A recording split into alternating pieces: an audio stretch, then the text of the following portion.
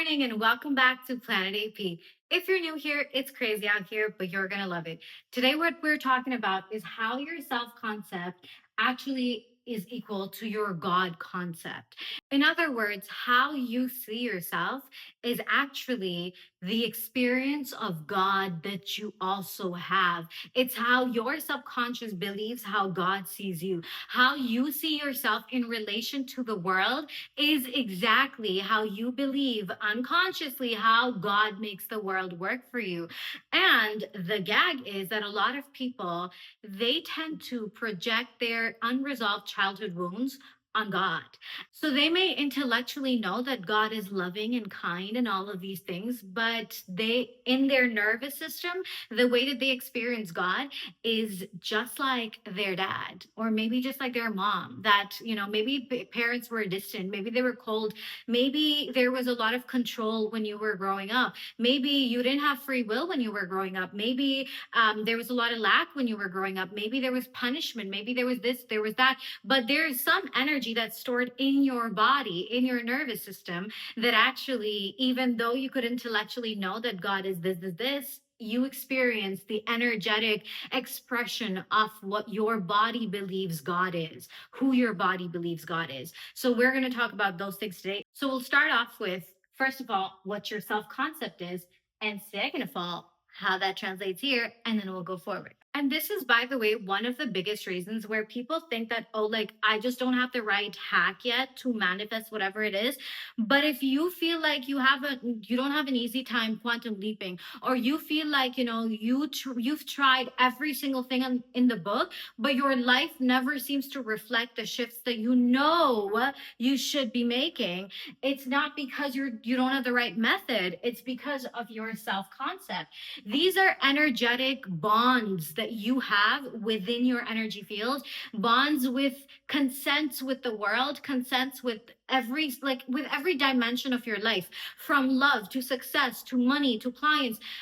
What your relationship, there's something called, within you there's a map, okay? Map, a map of your relationship to every single thing in your reality, every little thing. And this map isn't some, like up in the sky. This is literally like a neural network in your freaking brain. So when we understand the science behind it, and we understand we understand the science in a way that I am Bill Nye the Science Guy. But imagine science for 5-year-olds, right? I want to make this so simple for you and fun for you so that you actually get it, and also practical so you can apply it, right? Because we want the best of both worlds. We're Hannah Montana out here, right? So let's talk about this. Your self-concept, how you see yourself. Now, you've probably heard about this stuff a lot, right? You've probably heard about identity, psycho-cybernetics. If you don't know, it's a book about, well, I'm not getting into it, but it's a good book. It's a good book. It's a good book. You've heard about people talk about how your identity is this, thing. And actually, I want to tell you guys something, okay? To really land my point, to landers, think about this, okay? So, and this is, by the way, like the perfect example to get the science behind this, right? Now, there are these two fish, okay? There are these alpha fish, okay? And these beta fish, okay? And by the way, this is like an actual study that was done. What do you call that? I cannot obviously remember. I'm not a fish person. What are fish people called? People who study fish, they should be called something like Aquaman. Anyways, right? So there were these two types of fish, okay, in a specific species, and I will put that in the description below.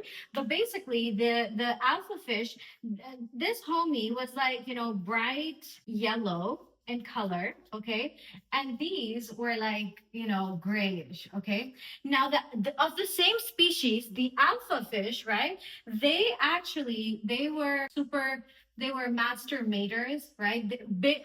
In easy words, they got the bit, right? They got the babes, they got the vibe. They're like super like macho man type shit, right? And they were very bright colored. They were territorial. They had basically like a mean girls vibe going on. They were like, you can't sit with us, right? Like we're the group. And the beta were always scared of the alpha. They didn't get no girls. They didn't get no, they weren't mating and stuff like that. They were basically the losers, okay? But here's the crazy part. Now, what would happen is anytime, because these alpha were like up in the, sky type shit. I mean, not the sky, but like, more towards the top. If a birdie came and a birdie, ate one of the alpha fish, right? There was like, they used to move in like a squad, okay? So now there's like an empty spot. Now, one of these beta fish would actually be like, okay, you know what? Today I am alpha from today. But here's the crazy part. And this is like the whole point of self concept, by the way, right? To show you. So this homie would be like, okay, I'm no longer a loser. I am a winner. And it would travel all the way to the clan of an alpha fish. This beta fish that was formerly grayish, it would change in color to bright yellow. It would start mating. There, like it would biochemically completely change into like into match the alpha fish. And more importantly, it stopped hanging out with other beta fish. So it became literally like an alpha fish, completely through and through, biologically, chemically, and attitude wise. It wasn't like once it got to alpha, it was like, hey, beta guys, come on. No, it was like, nope. You guys are losers. I don't even know you like that. I don't know. Stay away. It was like that. And that's to show you that that's just fish, That's just fishies. So, as a human being, okay, your self concept does have literal biological, chemical, neurological, all types of logical impacts in you, and more importantly, energetic as well, quantum as well. It is what determines how life works for you, bro. Like, do you get it? Like, it's a big deal. It's a big fat deal, right? So we want to really, really land. My intention for this video is that by the time you end it, you know everything about a self concept. You can identify your self concept. And more importantly, also, you get what your current God concept is as well, and then how to change it. Right? Right? Okay, let's get to it. Now, Zers. Because if then yeah, let's talk about it. Because it's so easy to say, right? It's so like simplistic to say, oh, your self concept is just how you see yourself. But what does that actually mean? Like that's my big question. What do you mean how you see yourself? You know? Because it's like in the mirror, in the mind mirror, in what context? Like when I first heard the word self concept, I was like, what do you mean? So let's talk about your self concept, okay?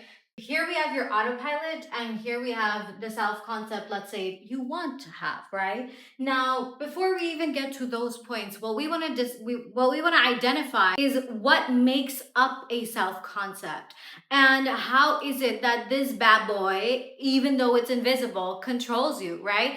And also, how does it connect to your perception of God, okay? So as you all know, okay, as you can see, from your 0 to 7 years of age, your brainwaves were slow plus chill. Okay, so right now, you've got your conscious mind, which is your logical mind, which is your logical thinking. Okay, so right now, if I come and tell you elephants are pink, you're gonna actually think about it. You're gonna be like, you're gonna argue. Your logic will argue with me on it, right? Your logic's gonna be like, this bee is lying to you, girl, right? But when you were 2 years old, or maybe 1 year old, and someone kept saying that elephants are pink over and over again, that's all you ever saw. That's what mom and dad always told you. Every book had a pink elephant. Your mind accepts that as truth. And elephants are pink is a very simple example. But when it gets deeper is when you were 0 to 7 years old, every single thing that was going on in your outer world, your little mind just accepted it because you didn't have a logical thinking brain yet. You didn't have that part that argues, that is critical thinking, right? So your subconscious just absorbed all that information. It just said, yeah, hell yeah, bring it in. Because you had no reference point of anything other than what you were exposed to. So your self-concept, okay, which is also world concept, but for example, it could be that mom and dad made you feel like you were not worthy. Maybe they weren't around. And here's the thing, they don't do it intentionally. Okay? But maybe something that they did made your nervous system feel unsafe. So your mind created the meaning that I'm not worthy. I'm not good enough, you know, that I'm not lovable, especially as I am. So maybe it could be something like, oh, if you don't do this, you're not gonna, maybe things were punishment coded, right? So it felt like, oh, if I don't do this, then I won't get their love. If I don't listen to them, I won't get their love. If I don't do da da da da, I won't get it. Would if it became conditional, right? And so the crazy part is that because when you're that little, mom and dad, literally your little self thinks that they're God, okay? And so anything that they teach you, anything that you learn as a result of your relationship with them is what you end up believing about to be true about God. So if mom and dad said, like for example, if you don't get good grades or if you're not perfect, you won't be loved. So now when you grow up, you start to think that, oh, God won't love me unless I'm perfect. And if God doesn't love you unless you're perfect, then you think what? You can't get the blessing unless you're perfect. Everything in your life becomes conditional based on what happened in these years, right? And so you develop all these rules, laws, thoughts, beliefs, consents, expectations about how the world works. Now you come and tell me, Anna, I'm trying to manifest, $20,000 out of thin air. I'm like, okay, great. And then you're like, but I've been trying to manifest it for a while and it's just not happening. And I'm like, okay, well, what do you believe about money? What do you believe about success? What do you believe about miracles? What do you believe about blessings? And we talk and we find out that you, my friend, actually believe that money is hard to earn. Now, if you're believing, now this shit exists where? In your self-concept, right? Now you think money is hard to earn. You go like, Anna, I believe money is hard to earn.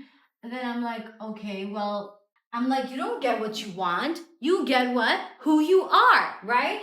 And if who you are means, again, your self-concept, right? So if you're believing in your field, money is something that's hard to earn, 20K out of thin air is literally a direct threat to something that your body, your mind, your energy field holds to be true. It cannot happen because it threatens a core belief that you hold in your system. And until this bad boy gets evicted and your self-concept changes, you can't receive the things that you keep asking God to send you. Do you get it? Like, it's not about how many times you script. If at the level of your self-concept, at the level of your identity, at the level of who you believe you are, what you believe about the world, you actually don't see yourself as the kind of person who is qualified for that stuff, then you can't have it. Not because God doesn't want you to have it, but because you think that God is like your dad. You think that God is out there to punish you. You think that God is cold and distant.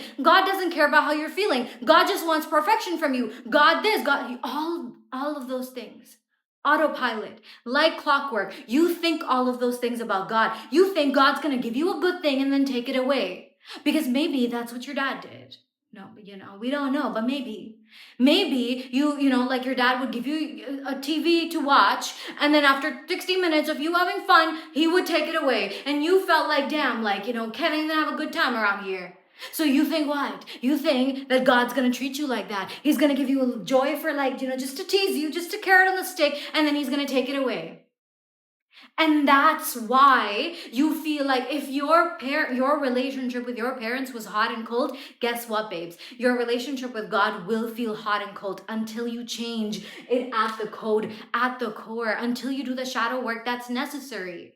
Because so many people, I've seen so many people hurting because of this. Because they have wasted the time, money, energy, years of their lives doing what? Doing what? Just like banging their head against the wall, trying to manifest something. When it's not about what you say, it's about who you're being.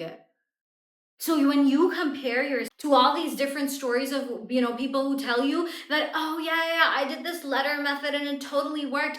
Babes, like you just know one part of their story. You don't know all the identity work they probably did before that. You don't know what their self-concept is. Maybe they already had a great self-concept. So when they wrote the freaking letter, they got the thing because in their self-concept, they actually held this core belief that it was easy for them. Do you get it?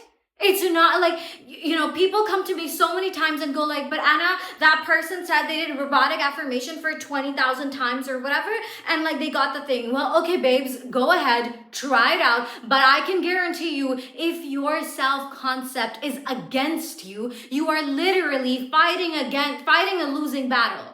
And at the end of the day, with all, like, I swear to you when I tell you this, that yes, it is super nice to have the money, the success, the this, the that, all of those things. Great. But you know what? You can have all of that. But if your heart does not feel satiated by God, then you will make these things your God. Then you're gonna maybe you work really, really hard, you get an Instagram following, but then people say unkind things to you and they say mean things to you and they bully you online or they do whatever it is that they do. And then what? You get hurt by it. But you know what it means to be untouchable? It means that you're not a slave to the life that you're calling in. You're so freaking God coded. You're so with it when it comes to, moving with God, that everything aligns effortlessly. And you're just like, yeah, like I'm good with it. I'm good without it, because that's true mastery. That's true power. When you can be in nothing and be whole and feel grateful, because even in the nothing of the external, you still have so much to use in your life to tap into the frequency of gratitude, to really connect with God, to really feel that love, to let it wreck you open, to distort, to dismantle the perceptions that you built using unconscious filters about God. Because I was one of those people. My childhood trauma was like a map into telling me how I saw God. And I didn't even know it, because I was raised I was raised with all this information about God, right? God is like this, God is like this. But I was always so scared. I was like, man, like, damn it. He's gonna throw me in hell. I am going to hell. Blah, blah, blah. Why? Because I saw punishment as a kid. And so it was like, what did I assume of God? He's a punisher. He just wants me to be perfect. And if I miss one prayer, if I don't do one thing right, he's going to punish me. And that keeps us from experiencing this beautiful, intimate, best friend type of relationship with God. Where God is like, it's like you feel this closeness. And he says this to us, right? He says, I'm closer to you than your jugular vein. I am as my servant thinks of me. But the question becomes, what are we thinking of him? Because if you think that you're not worthy, what you're really thinking, and that's in your self-concept, what are you thinking? That I'm not worthy of God's love. I'm not worthy of you're calling blessings in, but you don't feel like you're worthy of them. And worthiness is like all of our birthright. But no amount of saying I'm worthy makes you feel worthy. Like I used to literally break boards in Tony Robbins events, like, those wooden boards, and you could just like do that. I used to do those, and every single board I broke said I'm unworthy, and on the other side it said I'm worthy. But none of that made me feel worthy. Because what actually healed that was when I did the shadow work, when I connected with that part of me, when I saw and I healed and I witnessed and I loved, I let my heart break open. And I feel like one of the most damaging narratives in the spiritual community is this idea that you're just supposed to be like high vibe all the time, right? That, oh, like you're just supposed to feel good all the time. Yes, feel freaking good. And I love that. At the same time, it should never be at the cost of very real energy that is within your nervous system. Repress. You shouldn't be repressing your crap to pretend that you're feeling good. The whole point of being at a higher scale of consciousness, a higher state of consciousness, living in love and gratitude, that's not something you can fake. You can fake a mood, but you can't fake energy. And no matter how much you say, yeah, I am sick of it, Virgo. You know, like I said, you don't get what you want. You don't manifest what you want. It is who you are. And who you are isn't a spoken thing. It is an energetic thing. It lives in you. It is alive in you. So the point is that you gotta get really clear about what are the unconscious rules and laws and thoughts, beliefs, consents, expectations that you hold to be true. What do you actually believe about God? And I'll give you a couple of questions to think about this, right? I want you to think about, okay, play with me here, right? And you can throw your questions in the chat if you want, all right? Think about this. What do you expect to happen the moment things get way too good? You know what they say, like it's too good to be true. What is the first thought you have? When is the other shoe gonna drop? Sorry if I spoiled your answer for you. But think about it, right? What is the first thing you think about? Or when something unexpectedly good happens, what do you assume is coming up next? Can you hold a blessing without worrying if it will be taken away? Do you believe when you think about God, right? And I don't mean from your mind. I mean like truly. When you're praying, when you're just like, thinking about God, what do you think? Are you afraid he's going to punish you? He's going to catch you? He's going to scold you? He's disappointed in you? God probably hates me. I used to think that. Oh, God probably hates me. God probably doesn't care about me. God doesn't, care. God's not there for me. I used to think those things. So ask yourself, what are like the core foundational things that you believe about God? And notice, like make like a map out of it, right? Notice what is the thought, what is the belief, what is the thing, and then how has this played out in my life? Because 80% of healing is awareness. 80% of healing is awareness. But if you're not aware, then you're just ignorant. Then you keep banging your head against the wall thinking, why is it not getting better? Why are things not changing? But I'm doing all the right things, because it's not about doing, it's about being. And being can be so very unconscious. So look at those parallels in your life between belief, thought, expectations, right? When it comes to expectations, what do you expect from the world? And you can break this down into, deeper things. So you can be like, what do you expect to happen in terms of your relationships? How do you expect people to treat you? Not what you want, but what is the expectation? Oh, people always are like this in my life. What is your expectation in business? How successful is it? What is it that this is, by the way, your thermostat, right? This is the ceiling. This awareness is telling us where the cap is. Like, where is it? Where the height of your, max self-concept, where does it bring you? Is your expectation that, oh, sometimes it's good, sometimes other times it's not? I have good months and bad months, Is your expectation that, oh, it just skyrockets one time and then it's not? Is your expectation that like people judge me for what I put out? Is your expectation that like, oh my God, like I probably sound so cringe. People are thinking I'm so, what is your expectation? What are the words you're putting into their heads? Because this is the autopilot program. This is what creates your entire reality. This is what determines what God shows you in your life. Your self-concept is your God concept, because how you see yourself and how you see yourself in relation to the world, when you recognize that God is the doer of everything and God doesn't play favorites, meaning like everything is neutral. The law of life is that the earth is made to be subservient to you. The earth is made to be subservient to you. That means to whatever is in your frequency, in your field. That means that your self-concept tells you what you expect from the world, and God, who is the doer of everything in the 3D, makes that true for you. If you say, oh my God, like I'm so broke, okay, sure, here you go, more brokenness. And then people go like, oh, but I've been begging to God, I've been praying to God, God, please give it to me. But God already said, I've already given you everything you've ever wanted. When you are grateful, I'll give you more. I do not change the state of a people until they change what's inside of them. Like, do you get it? It's like God gave you the law. You're not applying it. You keep going to the King of the King's court and being like, one cupcake, please. One, please. Why are you not to this person? You gave him 10 cupcakes. You gave him a bakery, but I'm just asking for one, bro. And God is like, okay, well, just pick it up from the next window. Right? Please, one cupcake.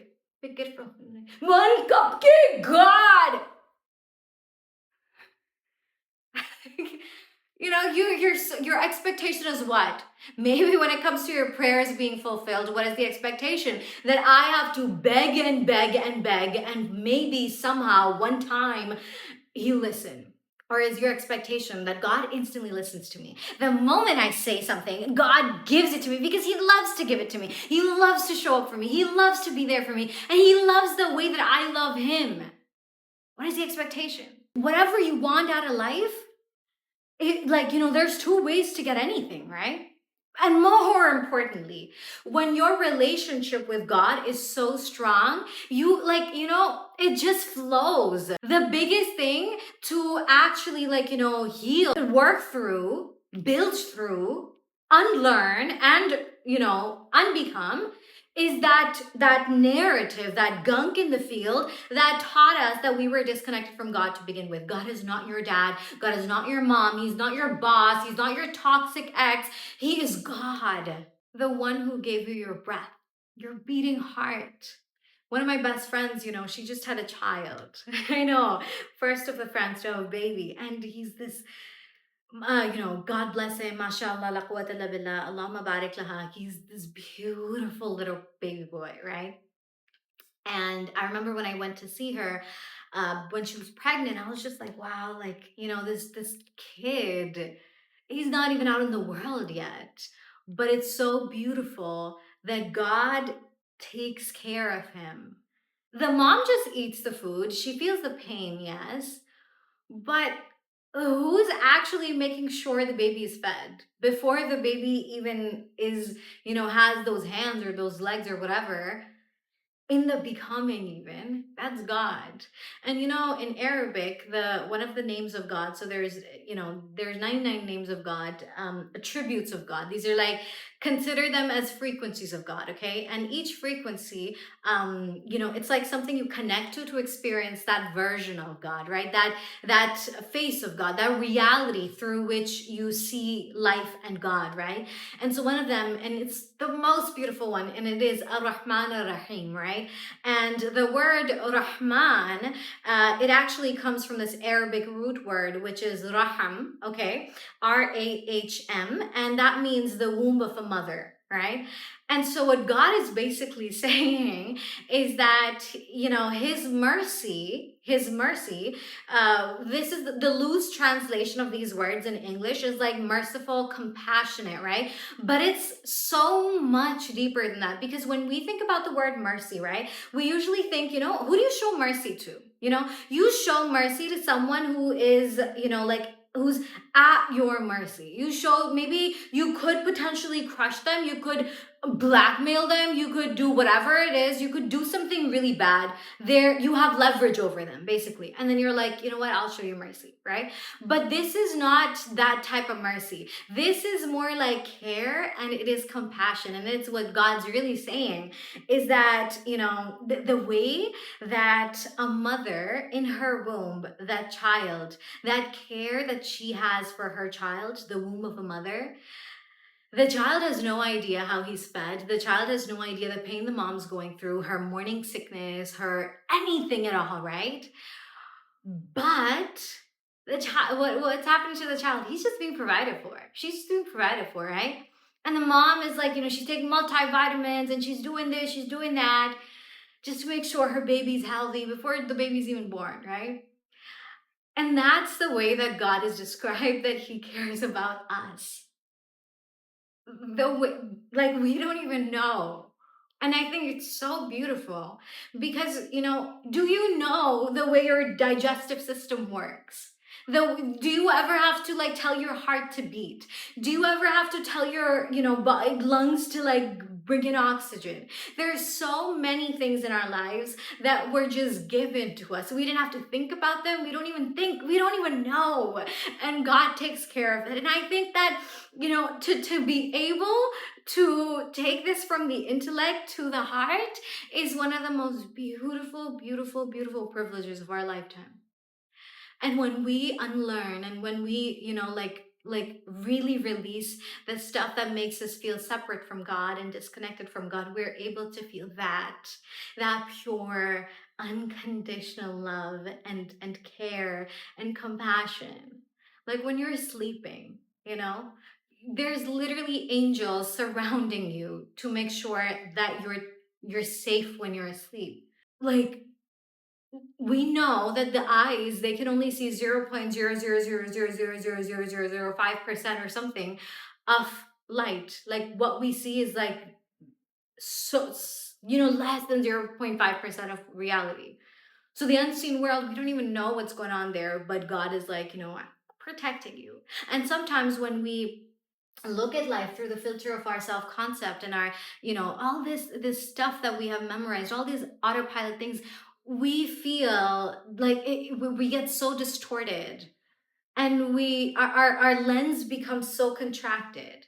And when we experience the love of God, and we, like, experience the expansion of the heart that comes with it, I swear to you, like, it is so easy for you to receive miracles, because it's not about the process you do, but rather about bringing your body in a state of receiving.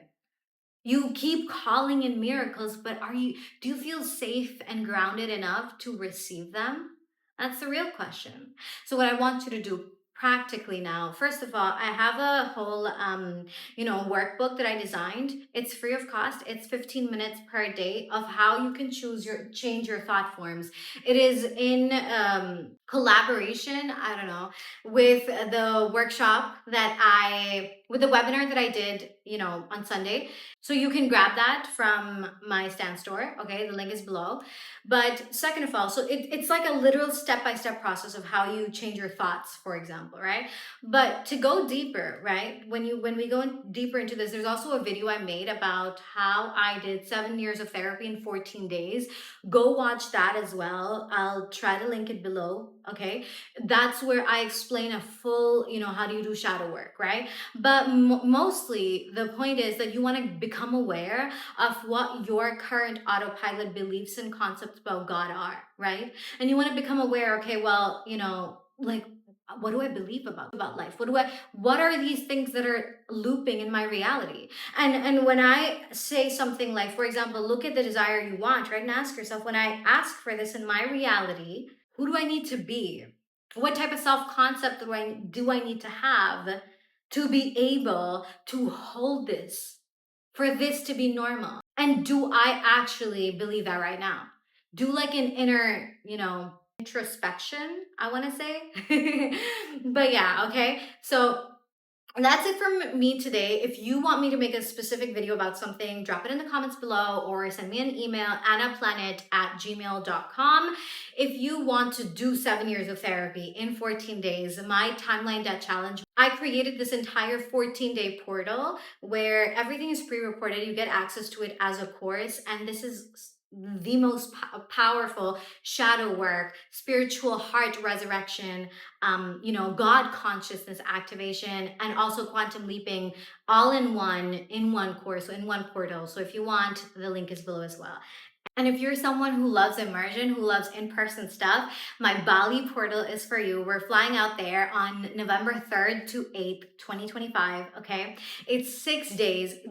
Everything is done for you. You just have to come in and that's it. There's a beautiful, beautiful luxury resort that I've booked out for all of us. It's private. There's just us over there. The first few days are about shadow work. They're about trauma imprints. They're about releasing the old. This that I'm talking about, there are these intense activations, transmissions, 9D breathwork journeys that you're going to be going through. We're also going to be going out and having a lot of fun, and the activations that we're going to do will literally rewrite you at the level of your DNA. Literally, you will come as you are and you will leave the way that you were born, fulfilled, whole, complete, and life will just work. Literally, everything, money will be magnetized to you. Like, you can do this stuff alone, but what I believe is so powerful is when you do it with community. And that's why I created this, right? Because I love people, I love talking, and I love seeing you guys, right? And I've had a blast seeing you on Zoom. And that's why I was like, you know what? I want to meet these people in person. So if that's your type of thing, check out the Bali portal below. There's a few spots left, and I would love to have you there. Bye bye.